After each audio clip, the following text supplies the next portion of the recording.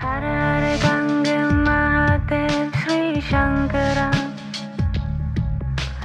Parvati Pati Mahadev Sri Shankara. Namaste, it's Sahara Rose, and welcome back to the Highest Self podcast, a place where we discuss what makes you your soul's highest evolvement. And before we get started, I have an announcement for you. Are you ready to finally discover your soul's purpose, the big reason why you are here? Well, I've created a free masterclass experience for you where you will discover what your Dharma is and how it may be different from your career, how to navigate through having multiple passions, different ways to transition into your Dharma, ways to overcome people-pleasing and caring what other people think, my number one tool whether knowing a decision is right for you, and journal prompts on the different types of resistance and how they show up for us. All of this is available for you for free in my Discover Your Soul's Purpose Masterclass. You can head over to iamsahararose.com/masterclass to join today. Again, that's iamsahararose.com/masterclass, and you can find that link in the show notes. I'm super excited to see you in there. If it's your first time here listening, welcome. I'm so grateful for you. I am a 3-time best-selling author. I've been hosting this podcast for over 4 years, and really, I am an ancient soul in a modern body, here to make this spiritual journey fun and relatable. And I love having conversations on the podcast to really dive into conversations happening in the spiritual community. And not that I have the answers to anything, but bring in another perspective, especially recently when I have been witnessing conversations on social media becoming extremely divisive. Lots of labeling, lots of name calling, which also causes people to retract, to be fearful of sharing their voice and their expressions. And to me, that is the ultimate low that can happen, is this fear that is preventing people from shining their fullest light. So last week on the podcast, I had a beautiful conversation with my friend Shaman Axel all about the word cultural appropriation and what that really means. You know, I had some fear around doing that podcast because this word cultural appropriation is such a divisive term that is spewed like venom on people, and most don't understand it. And myself, coming from not only an immigrant background, but also an international relations background, I really wanted to share it from also a spiritual perspective, because I see so many people hear a word, and especially well-intentioned people, they become so fearful of that word being thrown to them that they minimize their expansion and their growth and their potential. So if you want to tune into that episode on cultural appropriation, be sure to listen to that after this. But there was another word that was irking me. And I was like, do I need to do a podcast on this? And my highest self was like, you know what, just do it, because I'm sure there are other people who have felt the same. And there just hasn't been a voice given to this sentiment yet that I have heard. So I decided to lean in and be that person. And again, like every episode, you can choose to agree with it and you can choose not to. But I had this realization about this specific word. Now, this word is toxic positivity. Who's heard this word before?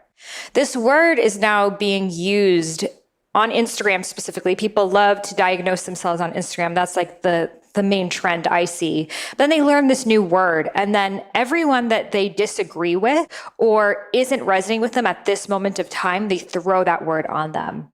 And I was really pondering this word, toxic positivity. Where does it come from? What does it actually mean? Can there be some good, some truth to it? But where is this actually taking us? And I want to share some of my downloads with you here on this episode.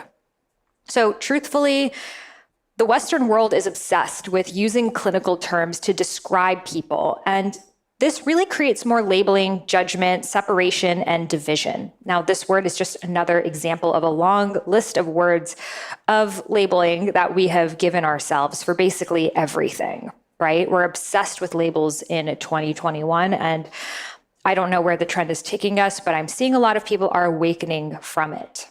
Now, let's dive into this word itself, toxic positivity. Think about it. Does it make sense to you? Does the word toxic positivity actually make sense? I'm asking you. To me, This word actually doesn't make sense at all.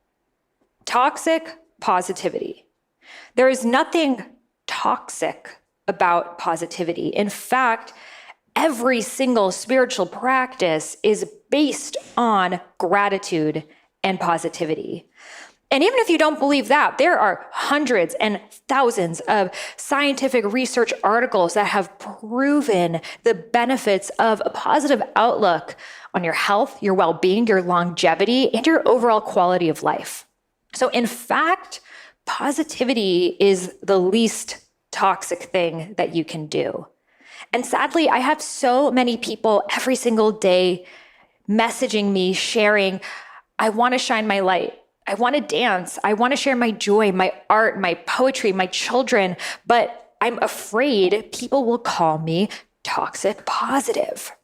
So we have created a social media phenomenon that one word that someone made up one day, we are now afraid of being positive because of it.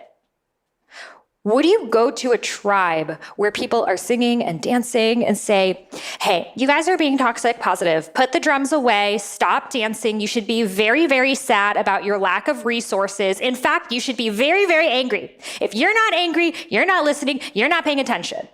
Would you ever do that to a tribe? Would you ever do that to a child? Would you do that to anyone?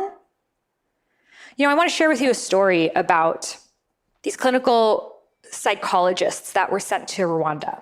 So after the Rwandan genocide in the early 1990s, the US government brought together some of their top psychologists and psychiatrists to work with the people of Rwanda after this tremendous trauma that they have endured. After a few days, the people of the village kicked them out. So the US government was like, wait, why did you just kick out these top psychologists and psychiatrists we sent to work with you guys on the trauma? And they said, oh, no. I think you sent the wrong people. Because these people, they wanted to take us away from our community and sit in a dark room by ourselves for many long hours and keep talking about what happened. But here in Rwanda, we heal through gathering together outside, under the sun, holding hands, and singing and dancing and telling stories and playing the drums and connecting each other's hearts.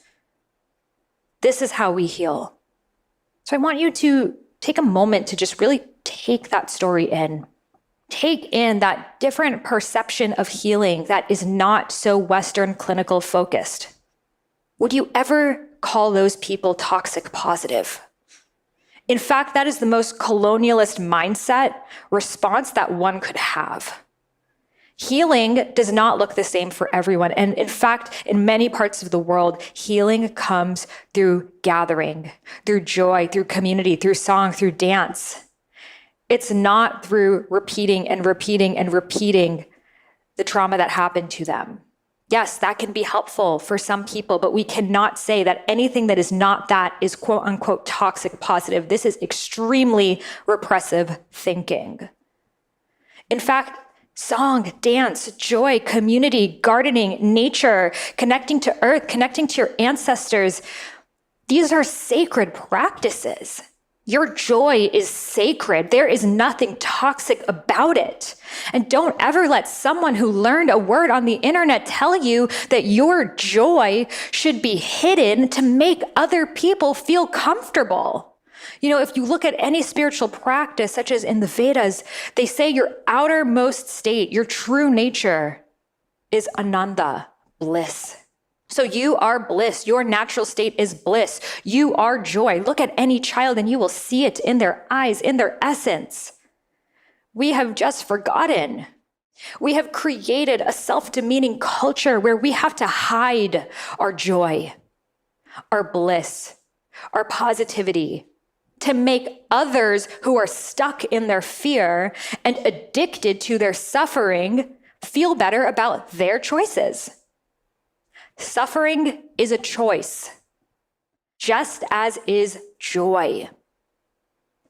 So being positive doesn't mean that you haven't dealt with trauma or aren't even dealing with heavy circumstances at this time. It means that you are remaining optimistic despite it.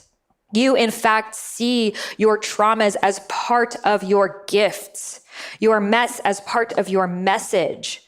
You aren't trying to negate it. You know there is actually nothing toxic about it. It's actually in that grief and in that sadness that the true joy arises because it means you're alive. In fact, being able to see that and no longer create that separation between sadness and anger and joy and positivity, when you can actually see the continuity of all of it, that is when you reach higher states of healing and awareness. Even the traumas and the pains are part of your soul's unique curriculum to help you evolve. And to see the beauty in that, even when you are experiencing it. To be positive, even when you are in the denser emotions. That is what brings you healing. To know that no emotions is the end. It is just a momentary experience. It doesn't have to be one or the other. You're either positive or negative. Simultaneously, you can feel joy and sadness, grief and excitement. They can all simultaneously exist in this moment. So using a word like toxic positive is to essentially say that your emotions are in a vacuum and you can only be in one at this moment. And if you are not in this exact emotion that I feel right now, you are toxic, and it's pointing the blame. And let's be real. People are not just joyful because they're more privileged than you. They are joyful because they chose to be. We all have many points of references that we can see some of the most joyful people in the world, who are some of the most resource poor, and some of the least joyful people in the world who have been the most resource rich. So the reason why some people are joyful is because they chose to be. And they created daily practices to cultivate more joy.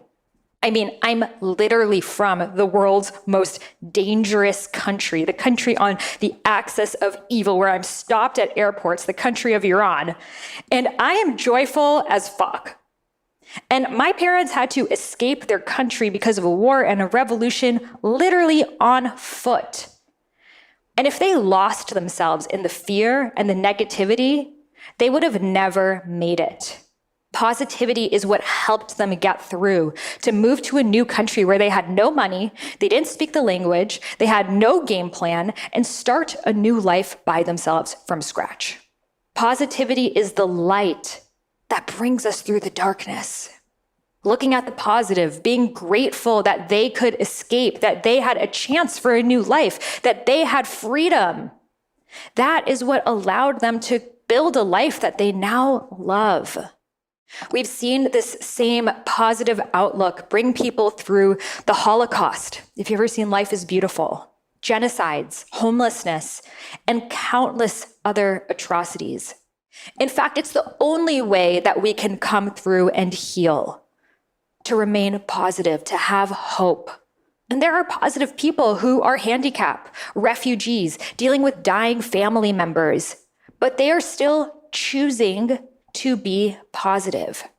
And if you haven't seen that, I invite you to open your eyes to most parts of the world where people are celebrating life, from Varanasi, which is the place that the most cremations happen on earth. No one is crying there.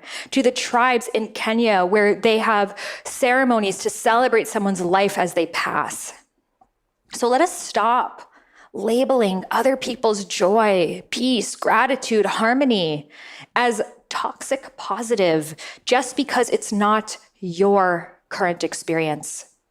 It creates more blame, and it perpetrates this shame culture that is hurting people again and again.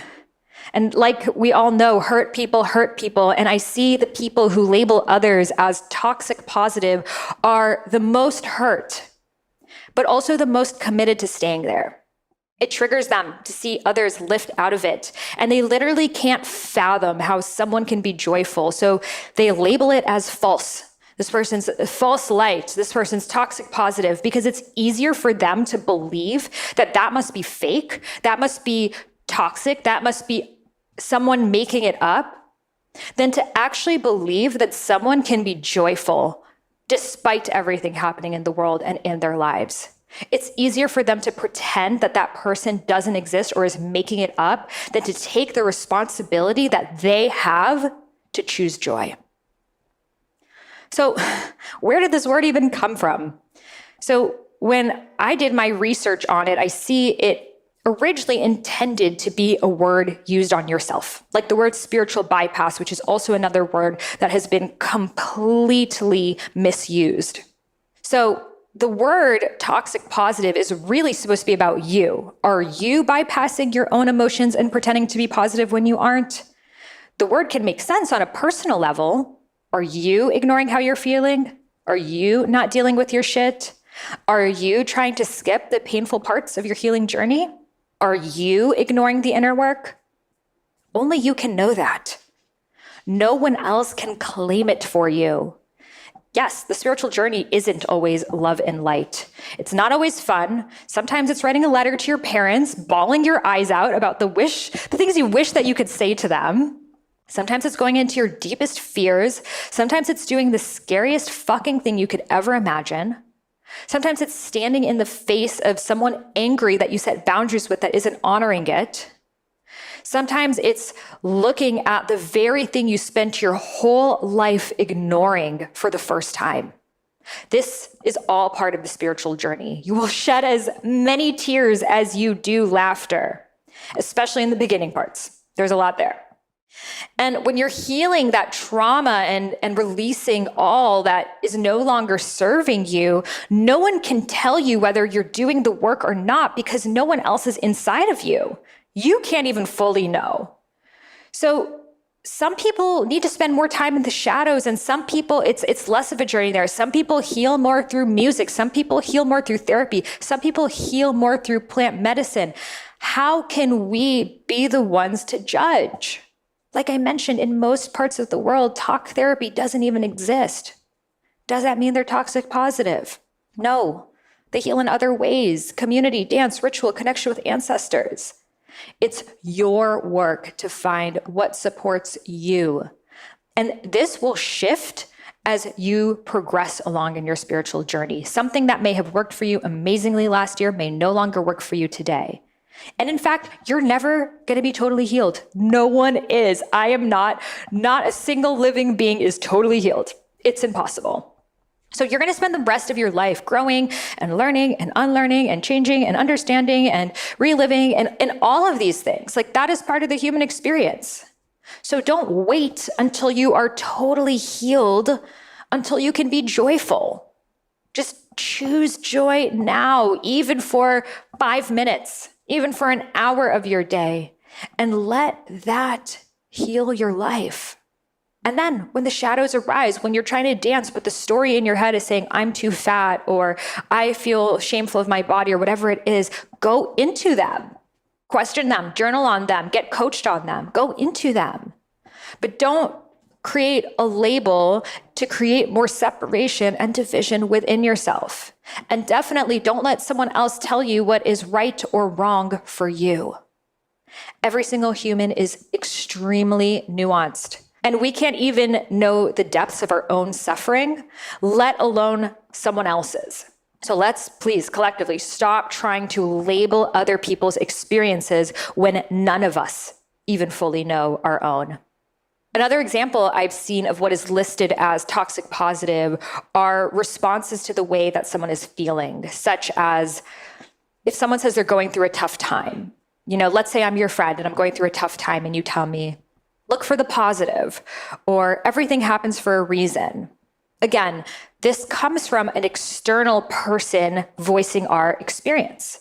If you want someone to just hold space for you and not offer their feedback, just say that. Just say, hey, I really want to just vent to you. I'm not looking for a solution. I'm not looking for feedback. I have friends tell me that all the time. I'm like, okay, cool. And then I sometimes have friends tell me their problems and I'm like, would you like my feedback? And they say yes, and I give them my feedback.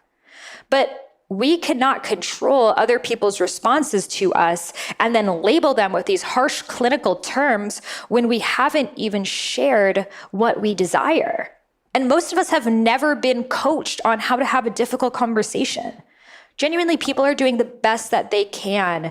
And maybe looking at the best of things is what helped them get through a tough time. So that's why they're passing along that advice to you. It doesn't mean that they're malicious or toxic. Maybe they just don't know what to say. So let's have more empathy for when people are sharing with us, as well as empathy for the way that people respond, rather than not stating our needs and then creating labels when the response doesn't match our secret desire. If you want someone to hold space for you to go through your shadows, hire a coach, a healer, a therapist, a shaman. That's not your friend's job. These are untrained people who don't know how to navigate these waters.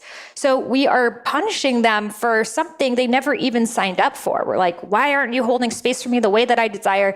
They didn't sign up for that. They weren't trained for that. They didn't even know they were supposed to do that. So really, the toxic thing is assuming that everyone should drop what they're doing and coach you through some of the most difficult moments of our lives at any moment in the exact way that we desire. That's really the toxic thing right there. Even finding the right coach, therapist, healer, it takes time and communication and giving feedback. So how can we expect a friend or a stranger on the internet to meet all of our needs when even a trained professional could never? I also see this labeling of people as toxic positive and blaming figures like Abraham Hicks or the law of attraction for all of our problems. And it's really just perpetuating victimhood. If anything, it's actually a privilege to not be positive. It's a privilege to have people hold space for your sadness, your anger, and your negative emotions. In most of the world, they don't even have that space and that privilege. They don't have therapists. They don't have workshops. They don't even have access to many books. They have to be positive because if they lose themselves in the suffering, they'll never find their way through. Really let that sink in, that you being sad is a privilege. Tell the mother with 4 kids on Honduras that she's being toxic positive by singing and dancing with her children despite not knowing how she's going to pay rent. It's a privilege to even be able to feel. So let's recognize that before we throw this label. Beyond that, calling others toxic positive is perpetuating the witch hunt cancel culture that we are seeing in the collective again and again. You don't know someone's life on social media despite how long you followed them. No one shares their entire life on an app, and it's narcissistic to even think that you even have a glimpse of how they should be handling their lives. I see so many people, oh, this happened to you. You should have been handling it like this. You should that. You have no fucking idea what anyone is going through. Secondly, believe it or not, some people actually have a positive outlook. Believe it or not, some people may be going through some really hard shit and still be positive. And that may be a result of them dealing with their shit.